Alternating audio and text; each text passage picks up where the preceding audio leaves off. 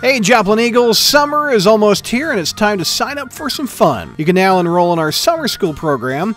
This year K through 5 will focus on speaking Spanish, STEM activities, and reading stamina. Grades 6 through 8 will be exposed to Spanish as well, plus exciting field trips and science labs.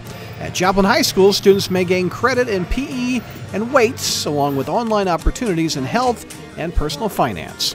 In addition, students may enroll in credit recovery to regain credit lost during previous semesters. So sign up to join in the fun by logging on to joplinschools.org.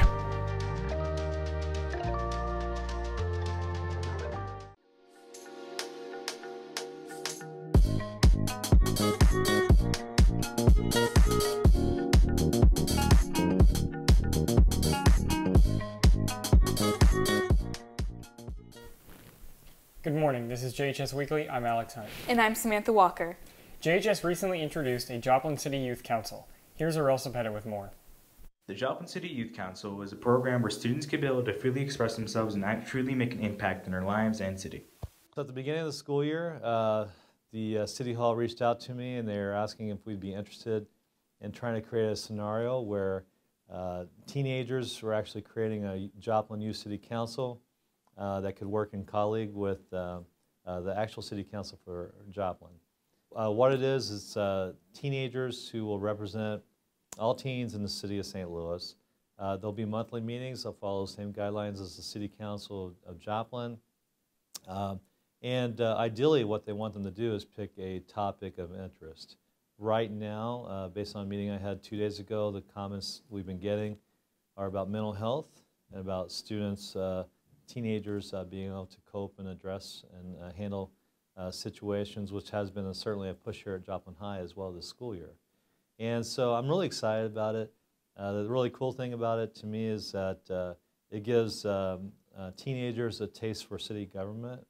One of the city council persons, she mentioned that another youth council that she had studied prior, because actually it was her idea to bring this into the Joplin, they actually got the city council to vote to lower the city voting age to 16 in that community so that teenagers could actually take part in local government. And so I think there's a lot of promise here. I think for a teenager, if you want to have a say in your city, this is a great opportunity because this is not the norm. Why shouldn't you have the right to stand up and say, hey, this is a concern for me, or this is what I'd like to see Joplin do, or this is something I think we should be looking at as a community. You know, often the adults are making the decisions for us as teens, and this is your chance to have a voice, a true voice, versus just like a token voice that sometimes teenagers are given. So they're doing the online applications. It runs through the end of March. We've had 24 applicants across the spectrum. 2 of our city council people have been a driving force for it. And here on site, Mr. Harriman and myself have been working with them to try to get this up to speed. The students that we're looking at right now are current sophomore and juniors who will be juniors and seniors next year. We just want to get some really good students in there, not necessarily 4.0s.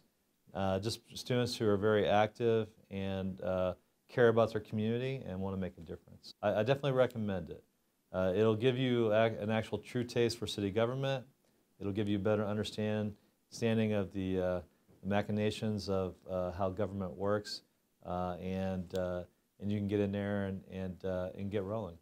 Now, as we get it going and it starts to gain some momentum and into the summertime and next school year, my hope is that they can do some things that are impactful, that can make a difference, and my hope is that others will see that and say, you know what, I'd like to be part of that. I'd like to get in on that. The one thing I hear a lot from students is they just feel powerless and they feel like they don't have a voice. What are you waiting for? It's like you actually have a chance to have a voice and to have some legitimate power in your life, in your situation, and in your classmates. And so get out there, apply for it. Hopefully you get picked for one of those 5 spots from Joplin High School. And then you can actually steer the agenda and the direction that group goes to start doing something that would be beneficial for teenagers.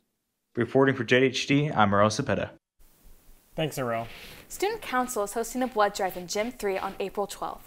Sign up during your lunch period in the cafeteria starting a week after spring break. Students who are 16 years old are eligible to donate with parent permission. Students who are 17 and up are eligible without parent permission. Remember to eat a meal the night before, eat a good breakfast, and stay hydrated. 8th graders came and checked out all the FTC programs JHS offers. Alyssa Beasley gave us an inside look. Joplin High School recently just held tours for 7th graders to come visit FTC and tour all the classes that are available. I spoke with a tour guide and a few students to see what their thoughts on the day was. The 7th graders from North and South Middle School are coming to tour FTC and look at the different programs we have. Alright, so they're going to get to see the agriculture program and the FFA club. They're going to look at the Skills USA as well as, I believe, the nursing classes and technology classes. Well, it's good for the students to see these programs because it allows them to be open to more opportunities that they may not be able to get elsewhere, because the Franklin Technology Center offers many different ways for you to be certified and get training that you may not be able to get elsewhere. I hope that today that I take away better teaching skills, as that's the field I want to go into, but I also hope that the students are able to see the opportunities and are more likely to join the Franklin Tech side of the high school. I spoke with a student named Landon from East Middle School who really enjoyed the tours and thinks FTC is important to all students. Because if you don't know about them when you first come into high school, then you may never know about them, and that's just a chance that you don't have. Reporting for JHD, I'm Alyssa Beasley. Thanks, Alyssa. Boys basketball had a pretty good season. Zoe Baker gives us a season overview. The basketball team had a very memorable season this year. I talked to a couple of basketball players for their insight and how the season went and their thoughts on the most memorable parts. The most memorable part for me this year was when Blake threw to Zach for the game winner on homecoming.